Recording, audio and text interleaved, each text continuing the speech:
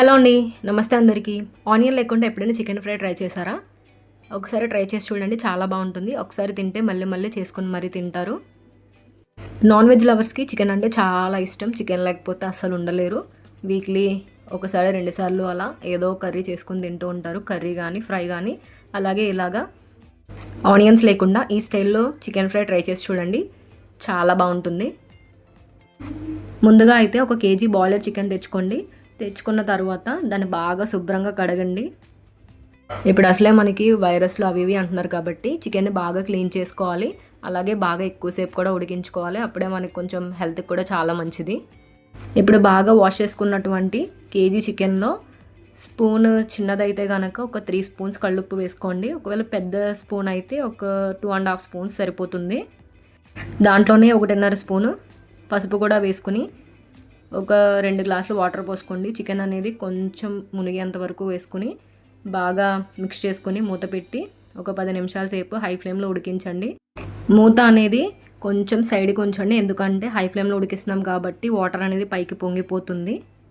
మీకు ఒకవేళ ఉడికించేటప్పుడు ఉప్పు అనేది సరిపోకపోతే మీరు ఫ్రై చేసుకునేటప్పుడు కొంచెం యాడ్ చేసుకుంటే సరిపోతుంది. చికెన్ ఉడికించేటప్పుడు మధ్య మధ్యలో కలుపుతూ ఉడికించండి. ఒక పావు గంట తర్వాత చికెన్ అనేది కొంచెం కలర్ చేంజ్ అవుతుంది. అప్పుడు ఒక ప్లేట్లోకి తీసుకొని పక్కన ఉంచుకోండి. వాటర్ అనేది ఉండకూడదు. వాటర్ అనేది ఉంటే ఫ్రై అనేది కొంచెం త్వరగా స్మెల్ వచ్చేస్తుంది, ఎక్కువ నిల్వ ఉండదు. ఇప్పుడు చికెన్ ఫ్రై పెట్టుకోవడానికి స్టవ్ మీద కడాయి పెట్టి దాంట్లో ఎక్కువ ఆయిల్ కాకుండా చికెన్ ముక్కలు సగం మునిగేంత వరకు వేసుకోండి. ఎక్కువ డీప్ ఫ్రైకి వేయాల్సిన అవసరం లేదు. కేజీ చికెన్ తీసుకున్నాం కాబట్టి మొత్తం అంతా ఒకసారి వేస్తే ఫ్రై అనేది సరిగా రాదు.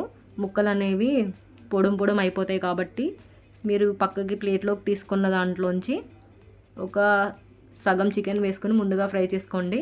తర్వాత ఇది ఫ్రై అయిన తర్వాత మిగిలిన సగం కూడా వేసుకుని ఫ్రై చేసుకోండి. అప్పుడు చికెన్ ముక్కలు అనేవి బాగా ఫ్రై అవుతాయి.